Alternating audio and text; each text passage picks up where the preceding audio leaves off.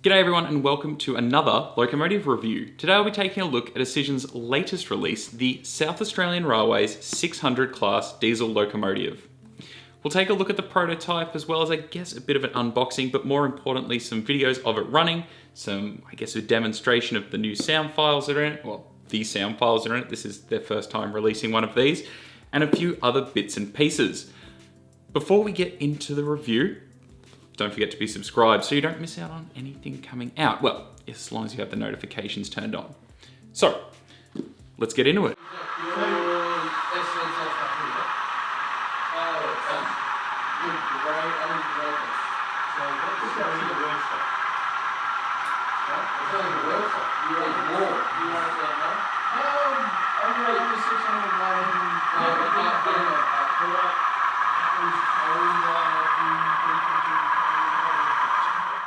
So before we get into the unpacking and a review of the model, we'll take a look at the prototype. But if you do want to skip ahead, I'll put some markers in the, timeline or in the description, so you can skip ahead if you want, or skip to parts that you just want to see. So that's there, and I'll have that in every video ever.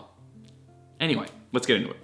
The 600 class were built by Alco Australia's licensee AE Goodwin, Auburn, and are based on the Alco DL541 model. Two were built in April 1965 for use on standard gauge construction trains, and a further 5 were delivered in 1969 and 1970. They were the only South Australian Railway class never to operate on the broad gauge. They primarily operated services between Broken Hill and Port Pirie. They later operated to Adelaide and Lee Creek. And in March 1978, the 600s were included in the transfer of South Australian Railways to Australian National. In 1994, they were converted to booster units to operate with the Australian National's ALF class locomotive, retaining 4 of the 6 bogie traction motors and filling the engine bay with 30 tonnes of concrete with the idea of increasing traction at low speed. They were not successful and placed into storage in 1996. ASR trialled BU1 in 2000, but soon returned to storage. All of these units were scrapped in 2009. Although some of the class did escape being converted to an atrocious BU unit, really poor decision on Australian National's deciding to do anything like that. That's just an observation, I suppose. I don't work for the railway, so clearly though, hindsight shows us that didn't quite work out, did it? But number 603 is currently in storage, while 602 is currently running with SSR, or Southern Short Haul Railroad, in Coots green yellow with SSR logos. The last time I saw it was in 2019, running with the SSR grain rake. I do think it's a bit of a shame what happened to the 600s, but at least we still have a couple of examples still being used today. Anyway, let's get into the unboxing. These models come well packed. They are in a blister pack with ample padding. I do like the design on the box as well, with the original maroon and silver. I think that looks quite neat. So these 600s from Auscision dropped at the end of April 2021 and quickly started being distributed, and I thought they looked pretty grouse. So I ran a poll on my Instagram, as mentioned in the April Australian Model Railway News, and after 2 polls we landed on 602 in the Australian National livery with DCC and Sound fitted. Model features: factory painted and decorated, ready to run, in both DCC and Sound versions available.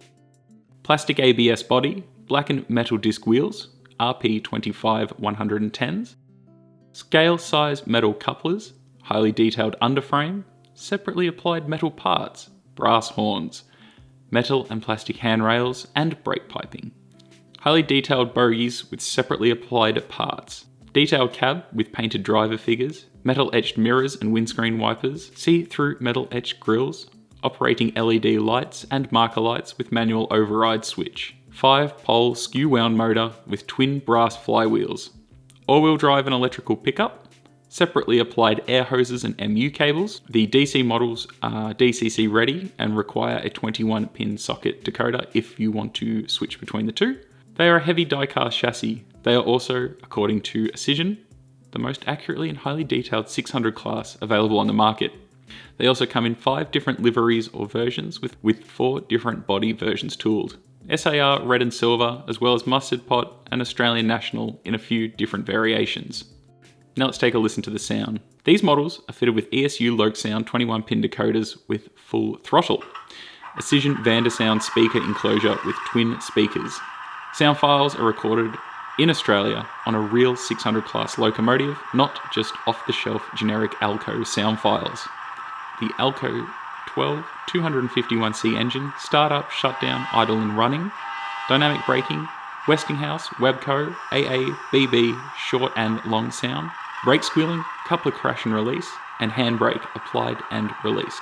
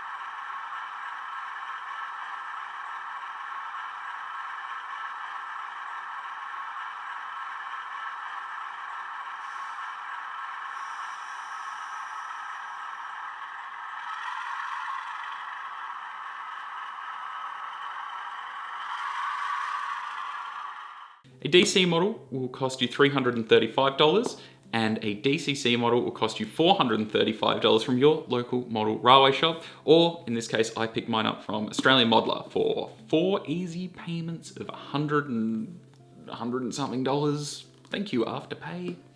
Ripper. So let's get into some running shots. I took my new locomotive down to the Australian Model Railway Association in Melbourne. And of course, because these are brand new, so did some other people. So we'll get into some running and then we'll come back for a conclusion.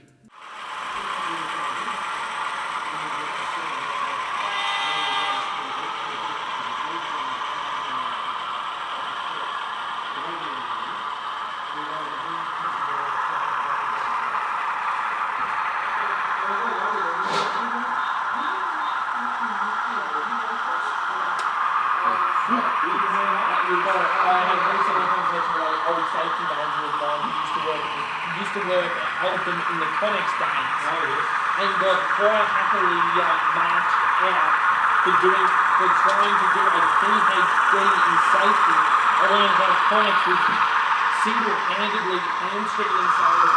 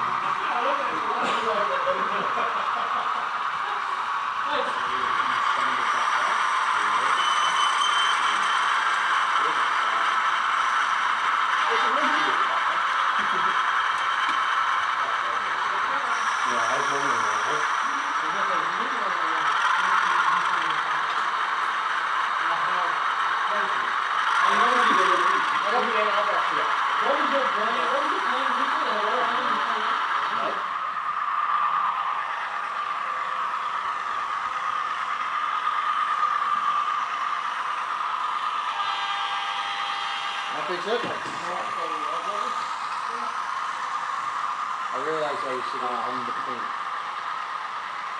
But my motor takes it. Oh! What happened?